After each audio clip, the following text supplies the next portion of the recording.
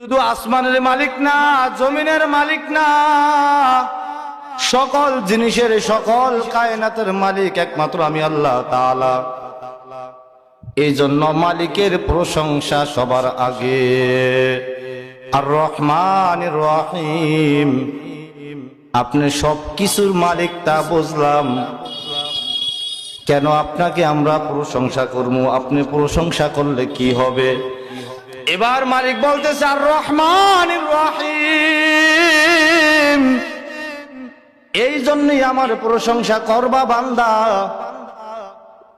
আমি তো প্রশংসার দাবিদার, আসমান জমিন আমার সৃষ্টি, মানুষ আমি বানাইছি, গাছপালাও আমার সৃষ্টি, যা কিছু আছে আসসামা বানাই না হা, আসমান জমিনের মধ্যে আসমান আমি আমার শক্তি দিয়া বানাইছি, জমিনও আমি আমার শক্তি দ্বারা বানাইছি, কারো কাছ থেকে কোনো কিছু আমি ধার নেই নাই।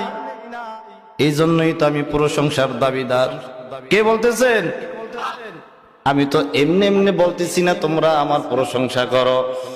ও বান্দা, আমি অযথায় তোমাদেরকে বলি নাই আমার প্রশংসা করো। ও আমার প্রিয় বন্ধু হযরত মুহাম্মদ মুস্তাফা সাল্লাল্লাহু আলাইহি ওয়াসাল্লামের সম্মানিত উম্মতগণ, সম্মান দিয়ে আল্লাহ তাআলা নিজে বলছেন,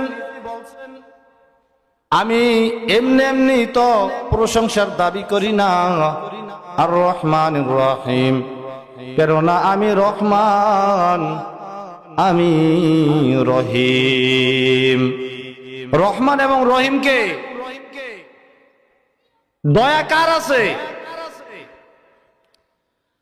আপনার প্রশংসা কি জন্য আমরা করব? আল্লাহ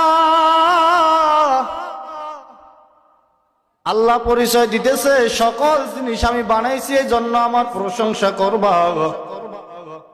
আর কি করছেন? আমি রহমান এবং রহিম, আমার দয়ার তুলনা হয় না, আমার দয়ার সাথে কোনো কিছু তুলনাও করতে পারবা না।